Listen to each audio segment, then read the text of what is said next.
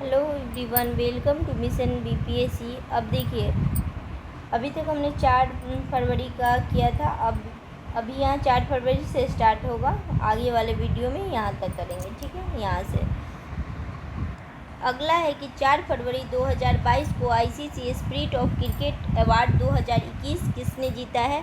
तो ये जीता था डेरिल मिशेल ने। अगला है कि 4 फरवरी 2022 को किस देश ने 2021 में भारत के व्यापार भागीदार के रूप में शीर्ष स्थान हासिल किया है? तो ये किया है अमेरिका ने। अगला है कि 4 फरवरी 2022 को किस राज्य में राजीव गांधी ग्रामीण भूमिहीन कृषि मजदूर न्याय योजना शुरू की है? तो ये किया है छत्तीसगढ़ ने, ठीक है। ये किसने किया है? छत्तीसगढ़ ने। अगला प्रश्न है कि 4 फरवरी 2022 को किनकी 100वीं जयंती मनाई गई है? तो पंडित भीमसेन जोशी की। यहाँ तो कर लिया था हमने, फिर से इसको एक बार रिपीट कर दिया, ठीक है। और अभी इसके आगे हम नेक्स्ट करने वाले थे, तो फिर से हो गया, एक बार फिर से कर रहे हैं, ठीक है। अब जो है वो फ्रेश वाला स्टार्ट होगा। अगला प्रश्न है कि 5 फरवरी 2022 को किस देश ने शीतकालीन ओलंपिक के उद्घाटन और समापन समारोह के राजनीतिक बहिष्कार की घोषणा की है? तो ये किसने किया है? भारत ने किया है, ठीक है। उद्घाटन और समापन समारोह के राजनीतिक बहिष्कार की घोषणा की, तो ये भारत ने किया है। अगला प्रश्न है कि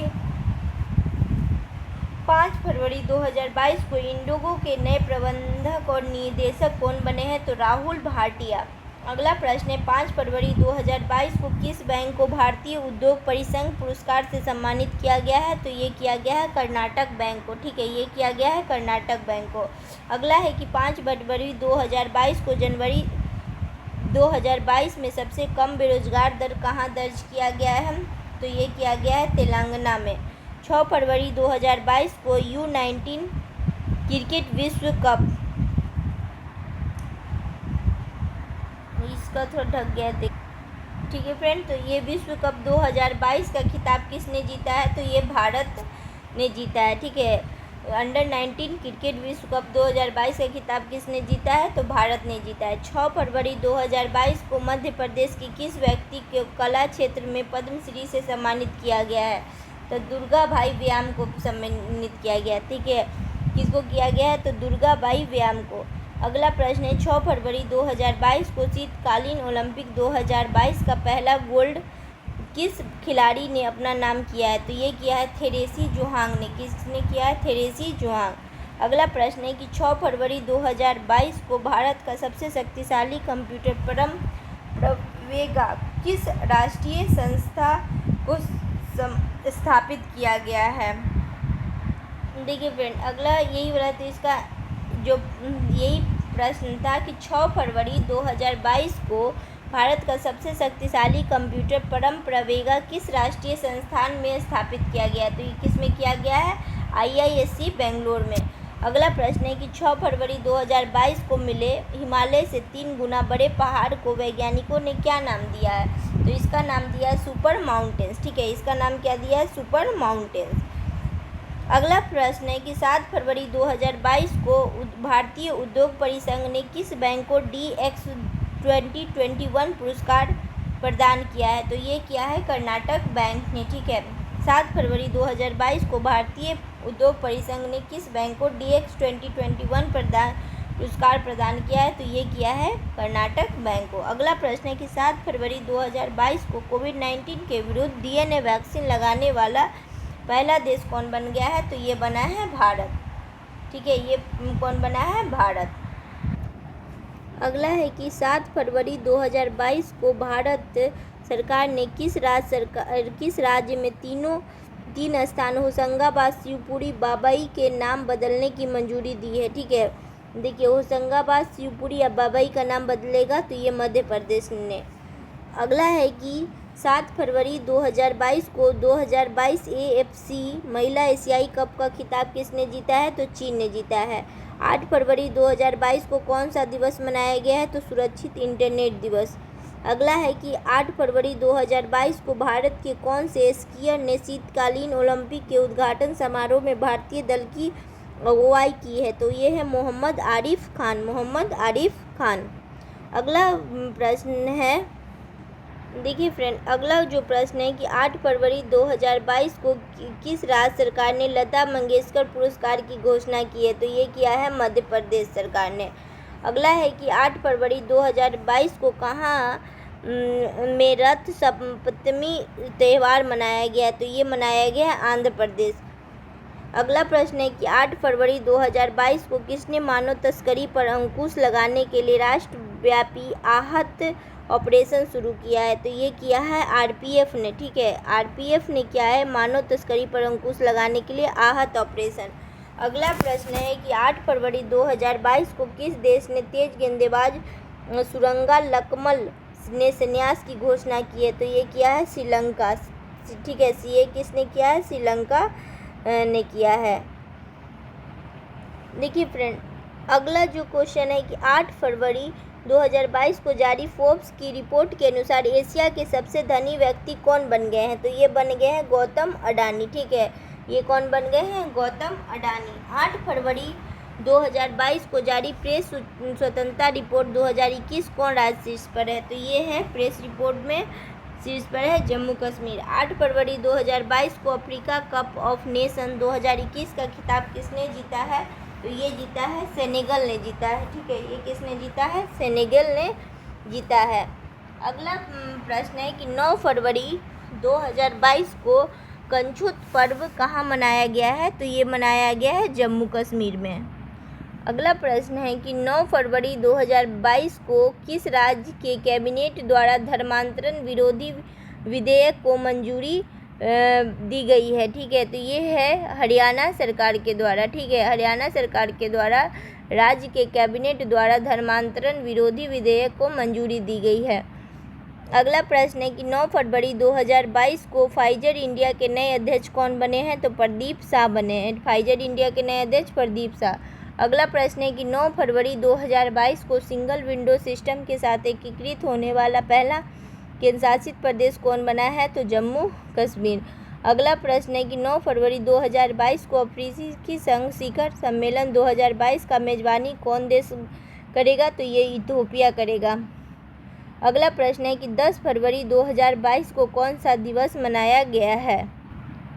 तो देखिए, ये बनाया गया है विश्व दलहन दिवस। ठीक है, 10 फरवरी 2022 को कौन सा दिवस मनाया गया है? तो विश्व दलहन दिवस। अगला प्रश्न है कि 10 फरवरी 2022 को भारत का पहला बायोमास आधारित हाइड्रोजन संयंत्र कहाँ स्थापित होगा? तो ये हो गया मध्य प्रदेश में। ठीक है, 10 फरवरी 2022 को भारत का पहला बायोमास आधारित हाइड्रोजन संयंत्र कहाँ स्थापित होगा? तो ये होगा मध्य प्रदेश में।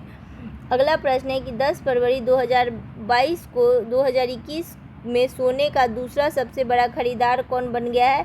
तो भारतीय रिजर्व बैंक। ठीक है, कौन बना है? भारतीय रिजर्व बैंक। अगला प्रश्न है कि 10 फरवरी 2022 को 18वां स्वर्गीय माधवराय लिमये पुरस्कार किसे मिला है? तो ये मिला है नितिन गडकरी को।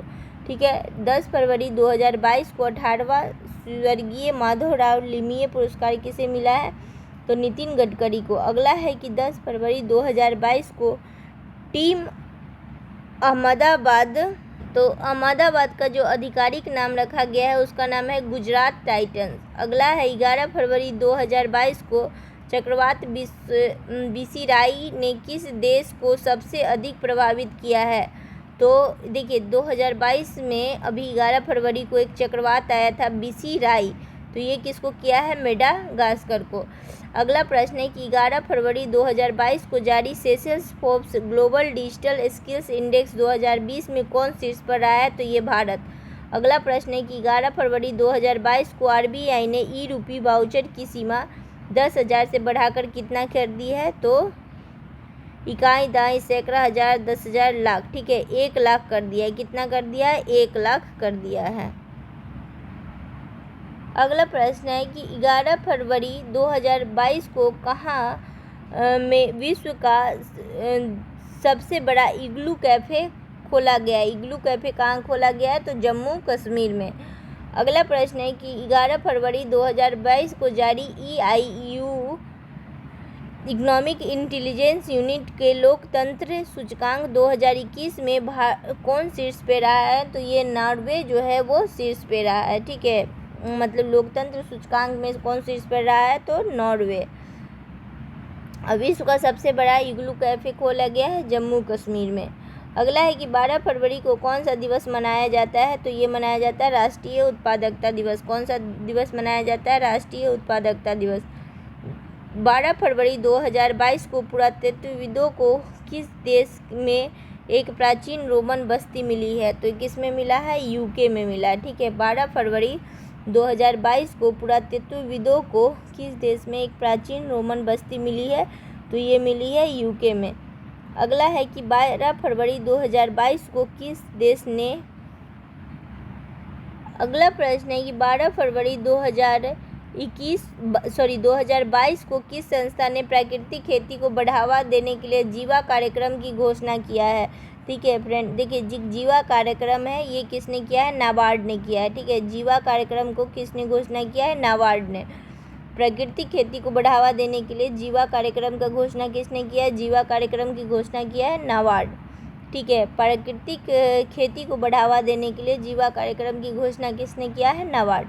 अगला है कि 12 फरवरी 2022 को किस देश ने कोआला को लुप्त प्राय प्रजाति के रूप में नामित किया है, तो यह है ऑस्ट्रेलिया। ठीक है, ऑस्ट्रेलिया कौन है, कोआला की प्रजाति कौन है, ऑस्ट्रेलिया। कोआला प्रजाति कहाँ की है, ऑस्ट्रेलिया की है। किस संस्था ने प्राकृतिक खेती को बढ़ावा देने के लिए जीवा कार्यक्रम की घोषणा की है, तो नाबार्ड। अगला है कि 12 फरवरी 2022 को किसके द्वारा शिक्षा की वार्षिक स्थिति रिपोर्ट प्रकाशित की गई है, तो ये किया गया है प्रथम फाउंडेशन। ये एनजीओ है। ठीक है, प्रथम फाउंडेशन क्या है, ये एनजीओ है। तो शिक्षा की वार्षिक स्थिति रिपोर्ट प्रकाशित की गई है प्रथम फाउंडेशन के द्वारा। अगला है देखिए, अगला प्रश्न है कि 12 फरवरी 2022 को महासागर को संरक्षित करने के लिए वन ओशन शिखर सम्मेलन 2022 की अध्यक्षता किसने की है, तो फ्रांस ने की है। ठीक है, 12 फरवरी 2022 को महासागर को संरक्षित करने के लिए वन ओशन शिखर सम्मेलन की अध्यक्षता किसने की है, तो ये किसने किया है, फ्रांस ने किया है। ठीक है, 12 फरवरी 2022 को महासागरों को संरक्षित करने के लिए वन ओशन शिखर सम्मेलन 2022 की अध्यक्षता किसने किया है, तो फ्रांस ने किया। 13 फरवरी 2022 को कौन सा दिवस मनाया गया है, तो वे मनाया गया है विश्व रेडियो दिवस। कौन सा दिवस मनाया गया 13 फरवरी को, तो विश्व रेडियो दिवस। और महासागर को संरक्षित करने के लिए वन ओशन शिखर ओशियन, ठीक है, वन ओशियन शिखर सम्मेलन 2022 की अध्यक्षता किसने किया है, तो फ्रांस ने किया है। अगला है कि 13 फरवरी 2022 को नासा के पार्कर सोलर प्रोब ने अंतरिक्ष में किस ग्रह की सतह के लिए चित्र लिए हैं। ठीक है, नासा का पार्कर सोलर प्रोब ने अंतरिक्ष में किस ग्रह की सतह के लिए चित्र लिया है। ठीक है, पार्कर, देखिए पार्कर सोलर प्रोब है, तो अंतरिक्ष में किस ग्रह के सतह के चित्र लिए हैं, तो ये लिया है शुक्र का। देखिए फ्रेंड, अगला क्वेश्चन है कि 13 फरवरी 2022 को केंद्र सरकार ने किस वर्ष तक कृषि क्षेत्र में डीजल को अक्षय ऊर्जा में बदलने का लक्ष्य रखा है, तो ये रखा गया है 2024 तक। ठीक है, 2024 तक क्या होगा कि कृषि क्षेत्र में डीजल को अक्षय ऊर्जा में बदलने का लक्ष्य रखा गया है। देखिए, अगला क्वेश्चन है कि 13 फरवरी 2022 को किस अंतरिक्ष एजेंसी ने इनसेट 4B उपग्रह को निष्क्रिय कर दिया है, तो ये किया है इसरो ने। ठीक है, इसरो ने क्या कर दिया, इनसेट 4B उपग्रह को निष्क्रिय कर दिया है। 13 फरवरी 2022 को कौन सा दिवस मनाया गया है, तो अंतर्राष्ट्रीय मिर्गी दिवस। ठीक है, इस दिन रेडियो दिवस भी मनाया जाता है और अंतर्राष्ट्रीय मिर्गी दिवस भी मनाया जाता है। और 12 फरवरी को राष्ट्रीय उत्पादकता दिवस। 14 फरवरी 2022 को भारत में 100% प्लास्टिक वेस्ट न्यूट्रल कंपनी कौन बनी है, तो ये बनी है डाबर। ठीक है, 14 फरवरी 2022 को भारत में 100% प्लास्टिक वेस्ट न्यूट्रल कंपनी कौन बनी है, डाबर। ठीक है, 100% प्लास्टिक वेस्ट न्यूट्रल कंपनी बनी है डाबर। 14 फरवरी 2022 को मरु उत्सव कहाँ में शुरू हुआ है, तो ये राजस्थान में हुआ है। 14 फरवरी 2022 को मरु उत्सव कहाँ शुरू हुआ है, राजस्थान में। अगला है कि 14 फरवरी 2022 को ICAI के नए अध्यक्ष कौन बने हैं, तो देवाशीष मित्रा। ICAI के अध्यक्ष कौन बने हैं, देवाशीष मित्रा। 15 फरवरी 2022 को किस दिवस के रूप में मनाया गया है? तो चाइल्डहुड कैंसर डे। 15 फरवरी 2022 को किस दिवस के रूप में मनाया गया है? तो childhood cancer day, childhood cancer day.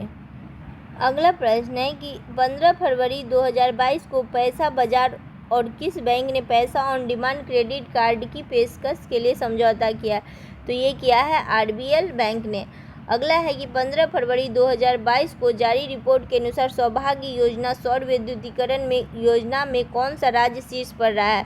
तो ये रहा है राजस्थान सरकार। ठीक है, 15 फरवरी 2022 को जारी रिपोर्ट के अनुसार सौभाग्य योजना सौर विद्युतीकरण योजना का कौन सा राज्य शीर्ष पर रहा है? तो ये है राजस्थान सरकार। अगला प्रश्न है कि 15 फरवरी 2022 को नागरिक हवाई यात्रा क्षेत्र में ड्रोन उड़ाने की अनुमति देने वाला पहला देश कौन बना गया है? तो ये है इजराइल। कौन बना है? इजराइल। ठीक है, 15 फरवरी 2022 को नागरिक हवाई क्षेत्र में ड्रोन उड़ाने की अनुमति देने वाला पहला देश कौन बना है? इजराइल। ठीक है, 15 फरवरी 2022 को नागरिक हवाई क्षेत्र में ड्रोन उड़ाने की अनुमति देने वाला पहला देश कौन बना है? इजराइल बन गया है। ठीक है।